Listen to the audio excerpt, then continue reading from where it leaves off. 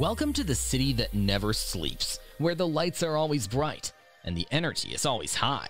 New York City is a melting pot of cultures, a city of dreams, where anything is possible. Join us as we take you on a journey to discover the hidden gems, the unknown corners, and the must-see places in this vibrant city.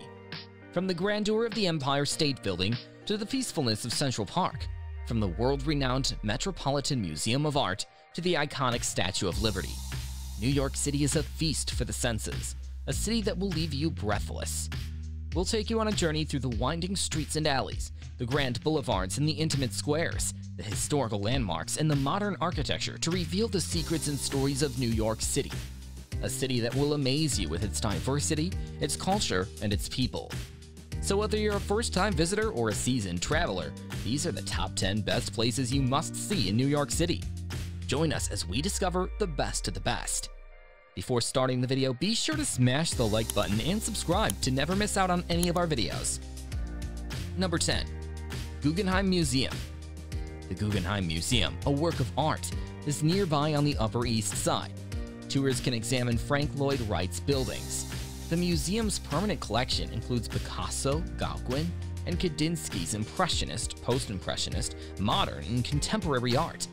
The museum sells rare archival prints, sculptures, pottery, and more online. Number 9. The High Line.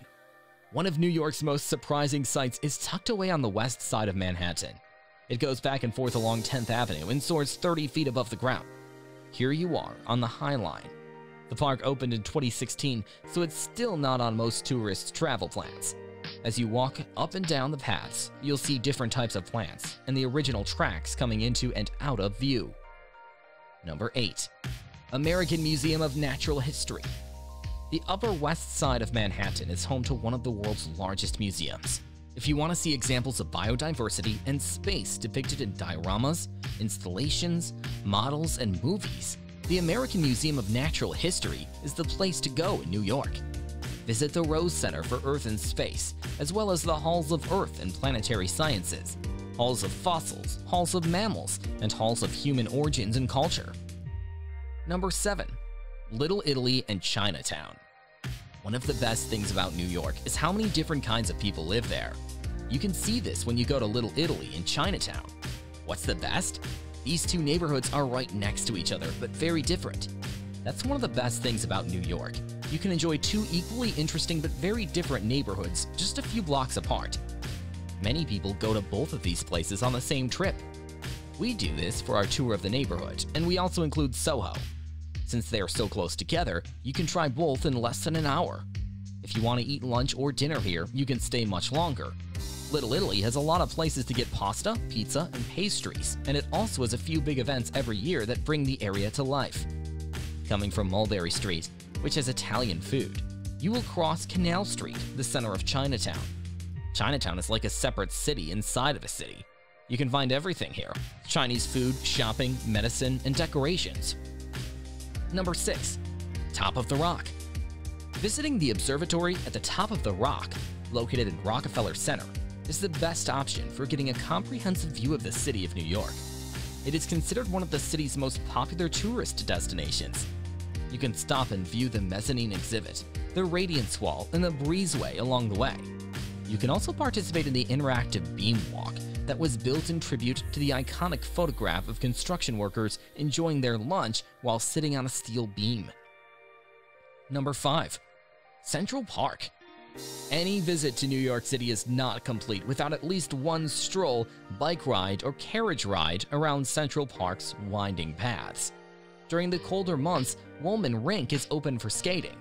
One of the features that makes New York such a lovely and livable city is its Central Park, which is half a mile broad and 2.5 miles long. Central Park is one of the few free or low-cost activities to do in New York City, in addition to being a beautiful spot to spend time in nature. Belvedere Castle, Strawberry Fields, Central Park Zoo, and the lake are among the park's most frequented attractions. Stop by a visitor center to pick up a map to begin your independent park exploration. Number 4. The National 9/11 Memorial and Museum.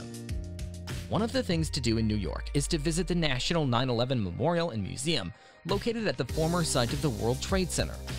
This museum serves as a solemn reminder of the atrocities that occurred on September 11, 2001. It recounts the events that transpired on the tragic day in question through artifacts, photographs, videos, and other media. You may also go and take a look at the Survivor Tree, which is a calorie pear tree that was able to survive the bombing and is now used as a symbol of survival and rebirth. Number 3. Brooklyn Bridge. Walking across the Brooklyn Bridge is a simple activity that can be a lot of fun, and it's the ideal reason to go to Brooklyn. The views are unrivaled, and crossing the bridge is an adventure in and of itself with its unique charm. Begin your journey on the Brooklyn side and make your way towards Manhattan for the most breathtaking vistas. It maintains the view in front of you and puts you at the beginning of the trail with fewer people. This gives you additional opportunities to unwind and take in the sights around you. Number 2. The Metropolitan Museum of Art. The Metropolitan Museum of Art, which opened its doors in 1880 and occupied 13 acres of Central Park, is astounding in terms of quality and scale. Its permanent collection has around 2 million artifacts, ranging from ancient antiquities to contemporary American design. McKim, Mead, and White designed the intimidating neoclassical front in 1895 and added it to the building. However, despite its magnitude and scope, the museum is surprisingly straightforward to navigate, particularly if you get to the museum early on a weekday and stay away from the throng. Number 1. Statue of Liberty and Ellis Island. The number 1 spot on this list may not be a surprise, but there's no doubt that you have to see both of these New York attractions. The Statue of Liberty is not just a sign of New York, but of the whole country, and Ellis Island is also a symbol of our country, since almost half of all Americans can find their roots on this island. There are many ways to see the statue from the harbor, but if you want to see it up close, I suggest going to Liberty Island. You can go to the Statue of Liberty Museum and climb to the top of the pedestal to see amazing sights. From there, it's a short ferry ride to Ellis Island, where you can visit the Immigration Museum and learn more about how this island became a gateway to the United States. Both islands have their unique things to do that you should try at least once. You can always go to the Statue of Liberty and Ellis Island with a guide to learn more about their history and the area. But no matter how you do it, these 2 places should be at the top of your NYC bucket list. So what do you think of our list? Have you ever been to any of these places or have any other recommendations?